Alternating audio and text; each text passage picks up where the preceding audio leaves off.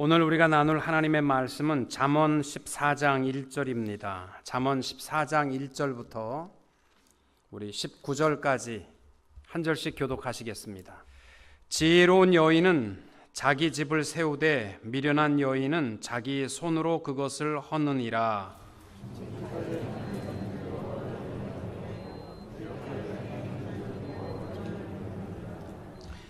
미련한 자는 교만하여 입으로 매를 자청하고 지혜로운 자의 입술은 자기를 보전하느니라.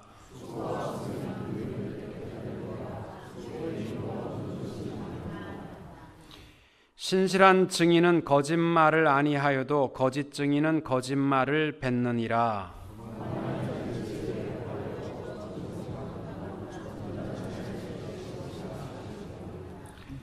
너는 미련한 자의 앞을 떠나라. 그 입술에 지식이 있음을 보지 못함이니라.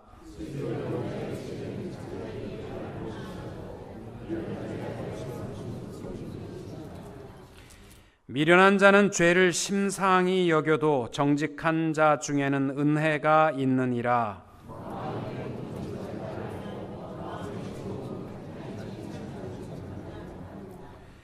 악한 자의 집은 망하겠고 정직한 자의 장막은 흥하리라.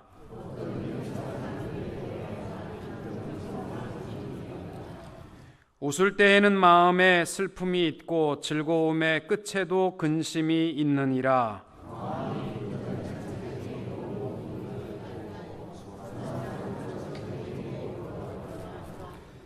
어리석은 자는 온갖 말을 믿으나 슬기로운 자는 자기의 행동을 삼가느니라.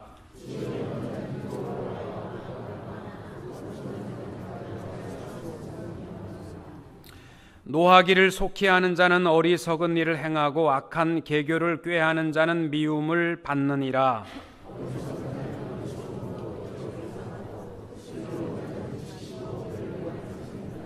같이 봅니다. 악인은 선인 앞에 엎드리고 불의한 자는 의인의 문에 엎드리느니라. 아멘. 특별히 오늘은 말씀을 마음과 지혜라 이렇게 제목해서 함께 나눕니다. 지혜에서 특별히 솔로몬이 말씀하는 잠언서에 보면은 지혜로운 인생과 미련한 인생의 차이점 중에 두드러지게 강조하고 있는 것이 그 마음입니다. 그래서 잠언 4장 23절에 보시면은 모든 지킬 만한 것 중에 더욱 내 마음을 지키라. 생명의 근원이 이에서 남이니라. 여러분, 지혜롭게 살아가시려면요, 우리 마음이 온전하고 또 마음이 아름다워야 합니다. 똑같은 컵에 물이 반쯤 담겨 있는 것을 보고 똑같은 물을 보고 어떤 사람은 반밖에 안 남았다고 이제는 어떻게 할까 걱정하고 괴로워하는 인생이 있는가 하면 반이나 아직 남아있다고 감사하고 기뻐하고 만족한 인생도 있습니다. 환경은 똑같지만 그 마음이 천국이 되느냐 지옥이 되느냐, 그 마음이 지혜로우냐 어리석으냐 하는 것을 표현하고 있는 것입니다. 스튜어트라는 사람이 쓴 책 가운데 길은 걸으면서 만들어진다라는 그 책에 보면 우리 모든 현대인들이 억제하지 못하는 무서운 세 가지 병이 있다는 것입니다. 이 세 가지 병을 이겨야만 오늘의 삶을 승리할 수 있다 이렇게 말하는데, 그 첫 번째 이겨야 할 병이 뭐냐면 분노의 마음의 병이라는 것입니다. 필요 이상의 분노를 가지고 살아갑니다.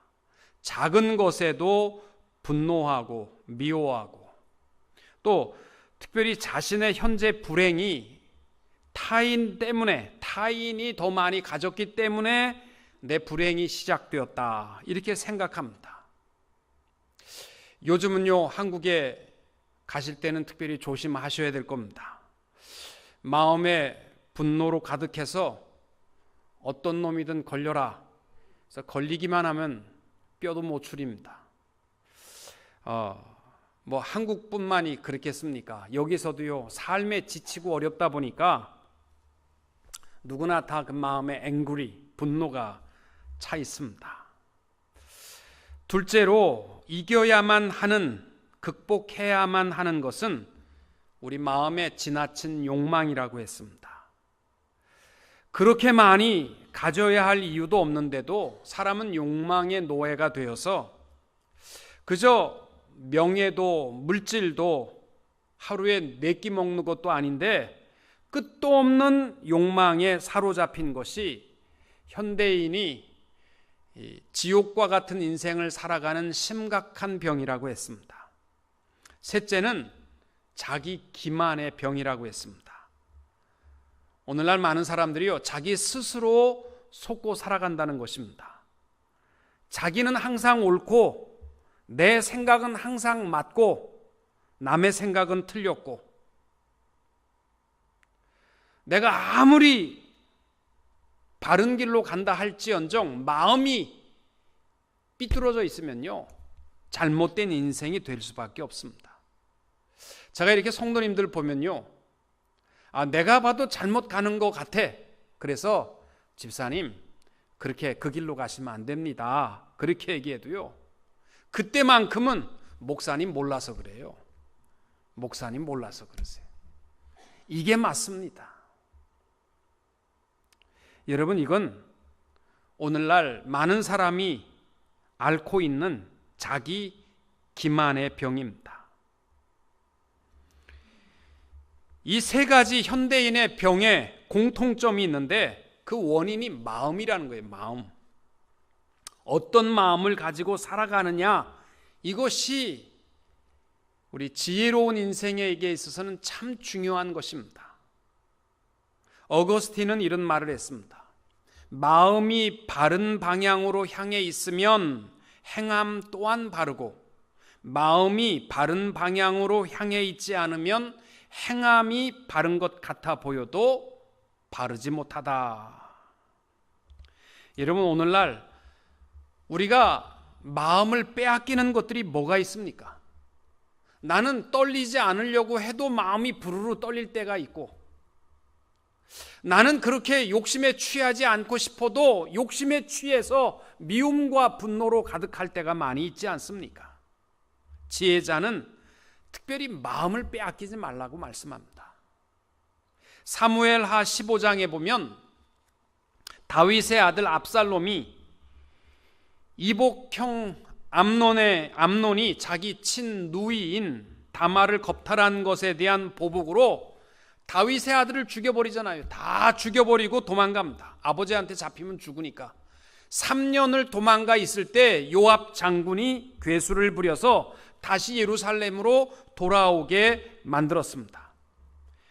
그가 아버지의 용서만을 구한 것이 아니라 아버지의 왕권까지도 욕심을 냈습니다. 그래서 제일 먼저 압살롬이 한 일이 뭐냐면 마음을 훔치는 거였어요. 모든 이스라엘 백성들의 마음도 훔치고 아버지의 마음도 훔치기를 원했습니다. 그래서 백성들의 마음을 훔칠 때 제일 먼저 했던 일이 뭐냐면 화려한 모습이었습니다. 압살롬 잘생겼다. 압살롬 진짜 멋지다. 그래가지고요, 압살롬이 한 일이 뭐냐면 자기를 위하여 병거와 말들을 준비하고 진배 50명을 세우니라. 이 말이 무슨 뜻이냐면 오늘날로 말하면 최고급 세단에 잘생긴 바디가드 50명 세워서 사람들이 봐도 와, 대단하다. 압살롬이 뭔가 좀 인물이 좀 그래도 특출난 인물이구나. 그 백성들의 마음이요, 외모에 홀딱 반해버렸습니다. 여러분, 우리가 사람들 앞에 과시하려고 하는 것도 잘못됐지만요, 남들의 그 외모에 취해서 마음을 빼앗겨서도 안 됩니다. 남들이 좋은 것 가졌다고 그래서, 남들이 좋은 것 입었다고 그래서 거기에 마음이 빼앗겨서는 이미 행복을 잃어버리게 되어 있습니다.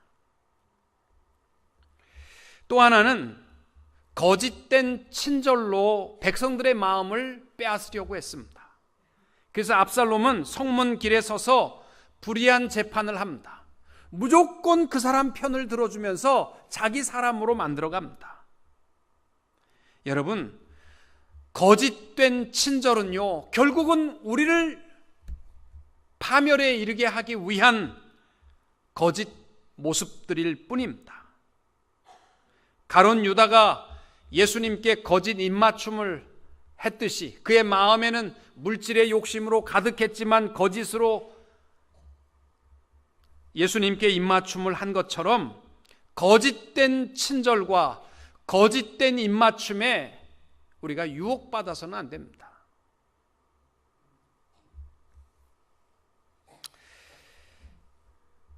그래서 오늘 지혜서에 보면은 솔로몬이 특별히 강조하는 말씀이 마음을 지키라는 것입니다. 마음을 지키라. 왜? 마음은 생명의 근원이 여기에서 나온다는 것입니다. 마음을 지킴에 있다는 것입니다. 특별히 잠언 14장 30절에 보면 이렇게 말씀합니다. 마음의 화평은 육신의 생명이나 시기는 뼈의 썩음이니라. 마음의 평안이 지혜로운 인생을 살아가는 비결임을 말씀하고 있습니다. 시기와 분노로 가득한 마음은 뼈가 썩는다. 여기서 이 뼈는 뭐를 의미하냐면 척추를 의미하는 거예요. 척추. 피를 만들어내는 것이 어디입니까? 피를 생성하는 곳은 사람들이 간이라고 생각하는데 간은 피를 필터링하는 것뿐이고요, 피를 만들어내는 곳은 척추입니다. 여러분, 우리 육신의 중심이 척추에 척추가 다치면요 정말 괴롭습니다. 뭐 다른 데 조금 아픈 것보다도 중심축이 아프면요 괴롭습니다. 우리 신앙생활에 있어서 가장 중심은 마음이거든요. 그 마음이 욕심이나 그 마음이 세상적인 것에 빼앗겨 버리면요 우리 신앙은 참 비참하고 병든 삶이 될 수밖에 없습니다. 특별히 잠언 4장에서 특별히 우리에게 마음을 지키라 그러면서 마음을 지키는 비결이 뭐냐? 첫째는 입술을 지키라고 말합니다. 그래서 잠언 4장 24절에 보면 구부러진 말을 내 입에서 버리며 삐뚤어진 말을 내 입에서 멀리하라. 마음을 지키려면요 입술을 지키셔야 돼요. 마음과 입술은 항상 같이 가게 되어 있습니다. 입술은 마음에 담겨진 것들을 표현하는 것이 입술입니다. 그래서 야고보는 경건한 삶이 되려면 입술부터 지키라고 그러잖아요. 우리가 마음이 아름다우려면요 말하는 것부터 우리가 늘 지킬 수 있고 한 번 더 생각할 수 있어야 합니다. 또 잠언 4장에서 마음을 지키려면 눈을 지키라는 거예요. 아무거나 보지 말고 내 눈을 바로 보며 내 앞을 곧게 살펴라. 아무거나 보고 봐서는 안 될 것들을 보고 이렇게 하면요 우리 마음이 삐뚤어질 수밖에 없다는 거예요. 뭐 달린 눈인데 뭐 보고 싶은 거 다 보고 살지 뭐. 그러면 마음이 삐뚤어지게 돼 있어요. 봐서는 안 된다면 눈 감으시면 되는 겁니다. 이게 지혜자가 우리에게 주시는 말씀이고, 또 지켜야 할 것은 우리 발이라는 거예요. 발. 내 발에 행할 첩경을 평탄하게 하며 내 모든 길을 든든히 하라. 가야 할 곳과 가지 말아야 할 곳들을 좀 잘 구분해서 발을 지켜야 우리 마음을 지킬 수 있다는 것입니다. 온갖 사방군데 허랑방탕한 곳을 다 다니면서 마음 지킨다? 이건 불가능하다는 것이죠. 가야 할 곳과 가지 말아야 할 곳을 지켜야 한다는 것입니다. 특별히 오늘 잠언 14장에서 미련한 인생과 지혜로운 인생을 쭉 말씀하는데 그 중심에는 마음이라는 게 있어요. 특별히 말함에 있어서 1절부터 9절까지 말에 대한 강조가 많이 나옵니다. 3절에 보시면은 미련한 자는 교만하여 입으로 매를 자청하고 지혜로운 자의 입술은 자기를 보존하느니라. 또 5절에 보면은 신실한 증인은 거짓말을 아니하여도 거짓 증인은 거짓말을 뱉느니라. 여러분, 우리 마음과 입술의 관계인데요. 말하고 생각하지 마시고 좀 생각하고 말을 할 수 있는 우리 그리스도인이 되었으면 좋겠습니다. 말이라는 게요, 한 번 뱉은 말은요, 참 담기가 어렵습니다. 상대방의 마음을 확 긁어놓고 미안해, 안 들은 걸로 해줘, 내가 잘못 말했어, 그래서 치유될 것 같으면 얼마든지 얘기하죠. 그럼 말이라는 것은요, 한 번 뱉게 되면요, 그 상처가 크기 때문에 지혜로운 자는 특별히 마음을 생각하고 입술을 열 수 있는, 그래서 오늘 저녁부터요, 좀 우리 입술이 좀 무거워졌으면 좋겠습니다. 이 지혜로운 사람은요, 말수를 좀 줄이고 지혜롭게 생각하고 말할 수 있는 그러한 우리 성도님들이 되시기를 축복합니다. 남의 이야기라고 해서 함부로 하지 마시고, 뭐 해봐야 나는 손해볼 것도 없다고 그래서 함부로 하지 말고 한 번 더 생각하고 이야기할 수 있게 되시기를 바랍니다. 또 하나는요, 특별히 지혜로운 인생이 되려면 중요한 거예요. 자기 있는 모습 그대로를 사랑하고 인정하라는 것입니다. 여러분, 미련한 인생의 특징이 뭐냐면 자기가 미련하다라는 것을 절대로 인정하지 않는 것이 미련한 인생의 특징입니다. 정신병자들도요, 내가 정신병에 걸렸다라는 것을 인정하는 순간부터는 치료가 돼요. 그런데 왜 정신병자들이 치료가 안 되냐면요, 내가 정신병자라는 것을 인정하지 않기 때문이에요. 미련한 인생도요, 내 미련 떠는 것을 치료할 수 있는 길이 있어요. 언제냐면 나는 참 미련하구나, 이거 인정하면요 지혜로운 인생이 되는 순간입니다. 근데 사람들이 자기 미련하다 그러면 기분만 나쁘고요, 안 고쳐져. 그래서 미련한 거예요. 특별히 잠언 27장 22절에 보면 이런 말씀이 나옵니다. 미련한 자를 곡물과 함께 절구에 놓고 공의로 찌을지라도 그의 미련은 벗겨지지 아니하느니라. 저는 참 이게 재밌는 표현 같아요. 곡물과 함께 미련한 사람 놓고 쪄도 곡물은 껍질 벗겨지지만 미련한 사람은 미련이 안 벗겨진다는 거예요. 그러니까 미련한 인생, 미련 곰퉁이 인생이 평생 될 수밖에 없는 겁니다. 서로 대화를 하다가도요, 저 사람 정말 미련하다, 그러면 말하다 말고 입을 딱 닫잖아요. 왜? 해봐야 입만 아프지 않습니까? 미련하다 이렇게 생각되면 입만 아픈 거예요. 예수님께서도 바리새인들과 서기관들과 그렇게 말씀을 많이 하지 않았습니다. 그들이 질문하면 대답은 해 주셨지만 그들에게 대해서 뭐 특별히 영적인 말씀을 하지 않으셨어요. 왜냐하면 그들은 들어도 말꼬투리만 잡으려고 하는 미련한 인생들이었기 때문에 대화가 안 되는 거죠. 그래서 마태복음 7장에 보시면 예수님께서 이런 말씀을 하세요. 6절에 거룩한 것을 개에게 주지 말며 너희 진주를 돼지 앞에 던지지 말라. 그들이 그것을 발로 밟고 돌이켜 너희를 찢어 상하게 할까 염려하라. 개에게 거룩한 것이 무슨 소용이 있고 돼지에게 진주가 무슨 의미가 있겠습니까? 그들은요 다 쓰레기일 뿐입니다. 솔로몬은 특별히 오늘 9절에 보면 이런 말씀을 합니다. 미련한 자는 죄를 심상히 여겨도 정직한 중에는 은혜가 있느니라. 심상히 여긴다라는 말은 가볍게 여기고 우습게 여기는 거예요. 누가 뭐라고 말해도요 안 듣는 거죠. 여러분, 오늘 특별히 금요일 날 나오신 분들은요 오늘 하나님 앞에 나는 미련한 인생입니다, 요거 한번 인정해 보세요. 못 하시겠습니까? 나는 IQ가 140인데요. 여러분, 하나님 앞에 나는 미련한 인생입니다, 이거 인정하게 되면요 행복한 인생, 지혜로운 인생을 살아갈 수 있습니다. 왜? 하나님을 의지할 수 있기 때문입니다. 여러분, 머리 나쁜데 똑똑한 척 하려면요, 인생이 굉장히 피곤합니다. 그렇지 않습니까? 영어를 못하는데 영어를 잘하는 척 하는 거 얼마나 피곤해요. 남들 다 웃는데 왜 웃는지도 모르고 웃는 거요, 정말 피곤합니다. 그냥 못 알아두면 좀 인상 쓰고 있으면 좋겠는데 분위기상 웃어줘야 되고. 근데 사실 있는 그대로를 인정하고 살아가는 것이 행복한 인생입니다.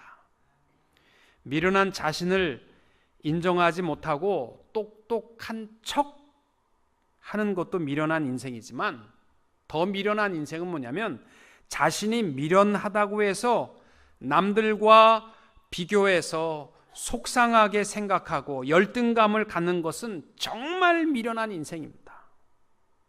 사람들은요, 내게 주어진 축복의 요소들은 다 쉽게 잊어버리고 남이 가진 것, 그것 보고 속상해하고 열등감 갖거든요.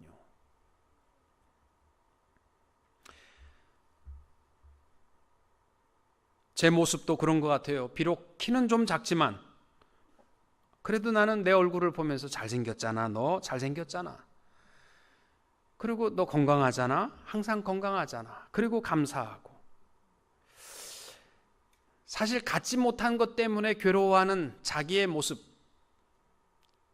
주신 것에 대해서 감사하고 그 은혜에 기뻐하는, 사실 머리가 나빠도요 조금 불편할 뿐이지요, 그거 그 괴로운 거 아닙니다. 눈 나쁘면 안경 쓰는 일이 조금 불편하잖아요. 안 쓰는 것보다는 불편하지만, 라면 먹을 때 이끼 끼는 거 정도로 불편하지만, 그렇다고 해서 그게 괴로운 건 아니잖아요. 내가 머리 좀 나쁘다고 해서 남들보다 조금 더 노력하면 되는 거예요. 그것 때문에 절망적이고 괴로워하는 인생이 되지 마시고, 있는 그대로 나는 하나님 앞에 참 미련한 인생이구나. 그러나 내 모습 이대로 주신 것에 대해서 감사할 수 있는 성도님들이 되시기를 바랍니다. 한국의 청소년 자살이요, 2015년도 작년에 45분에 한 명씩 죽고 있습니다. 우리나라에 청소년들이, 10대 청소년들이 45분에 한 명씩 죽는데, 자살하는데, 그 자살하는 아이들을 조사해 보니까 먹고 사는 게 괴로워서 죽는 아이들 없어요. 나는 IQ가 너무 모자라서 암만 해도 안 돼, 그래서 자살하는 애들 없어요. 죽는 아이들 보면요, 다 먹고 살만한 애들, 공부 좀 잘하는 애들. 그런데 무슨 굉장히 연예인에 비해서 조금 자기가 못생겼다고 그래서, 또 무슨 큰 기업의 집안보다 우리 집안이 좀 가난하다고 해서 먹고 사는 것도 하는데도 불구하고 그런 아이들이 죽는다는 거예요. 내게 주신 것에 대해서 감사하지 못해하고 하는 그 인생이 진짜 미련한 인생입니다.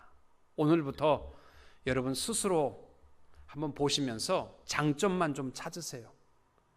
모자란 것만 보시고 괴로워하지 마시고, 내게 주신 것에 대해서 감사하고 또 기뻐하고, 물론 하나님 앞에 내가 참 모자란 인생인 거 인정하세요. 하나님은요, 연약한 자를 도우세요. 나 가졌다, 나는 다 있다, 절대로 하나님 찾지도 않지만 하나님도 안 찾으세요. 내가 미련하면 남들은 성경 한 번 읽고 끝나지만 나는 수십 번 읽고 성경을 기억하는 거 아닙니까? 우리 성경 암송, 성경 퀴즈 대회 할 때마다 몇 분이 그러세요. 목사님, 우리는 정말 괴롭대. 왜요? 아니, 어떤 분, 머리 좋은 분은 한 번 읽었다는데 처음부터 끝까지 다 지명까지 기억하는데 우리는 100번을 읽어도 기억이 안 난다고. 그러나 그래서 100번을 읽으시면 얼마나 큰 축복이세요. 미련한 것은 불편한 거니까 그것 때문에 괴로워하지 마시고, 오늘부터 내 모습 이대로 감사하는 지혜로운 주의 종들이 되시기를 축복합니다.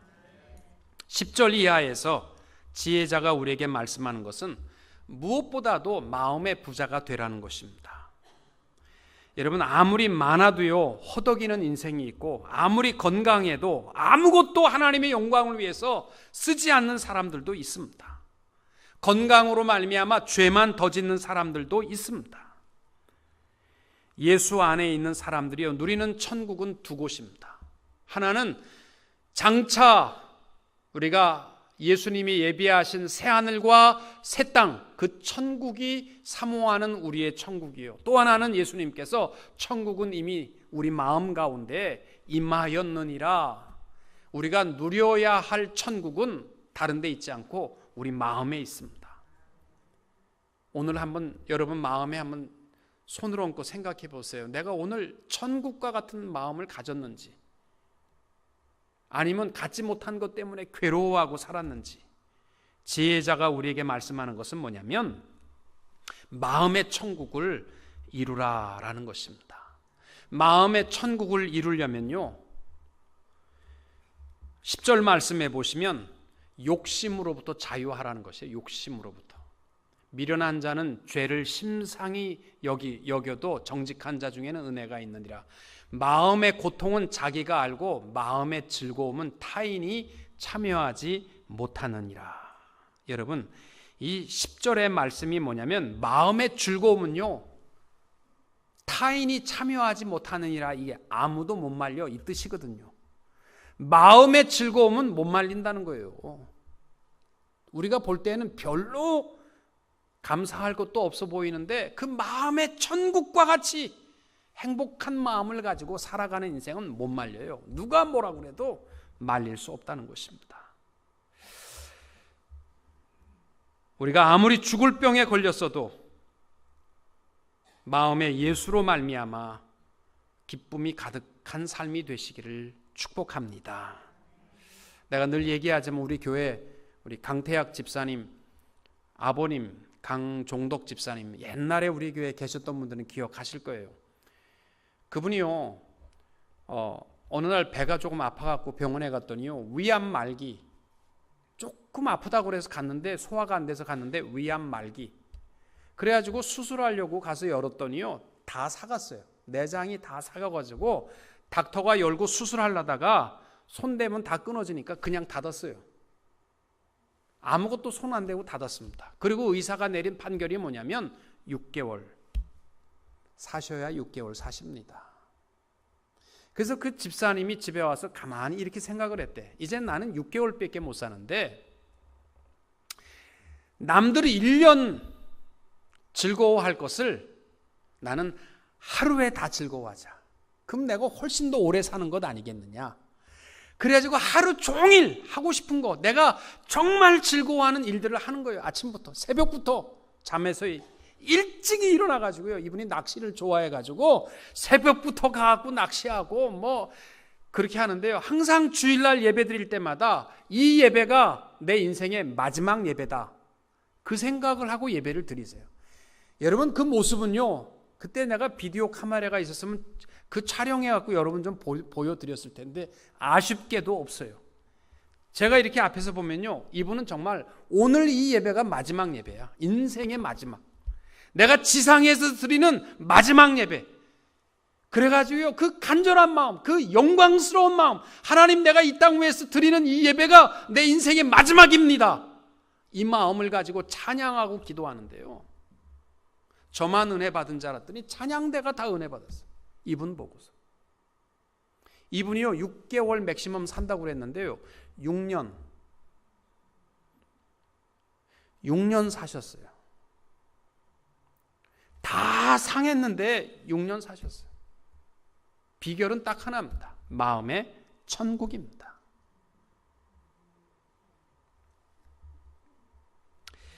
여러분, 오늘날 많은 사람들이요, 가졌어도 슬퍼하고 절망하는 사람 얼마나 많아요. 마르린 몰로, 엘비스 프레슬리, 마이클 잭슨 다 마약에 취해서 죽은 사람들 아닙니까? 이 사람들이 모자라서예요? 인기가 없어서입니까? 다 있어요. 그래도 남들이 알지 못하는 마음의 괴로움 때문에 그들은 어쩔 수 없었던 것입니다. 우리는요, 하나님이 다 아세요. 우리의 미련한 것도 아시고 우리의 부족한 것도 아시고 우리의 필요한 순간에는 하나님이 채우시고 훈련이 마치면 우리를 회복시켜 주실 줄로 믿으시기 바랍니다.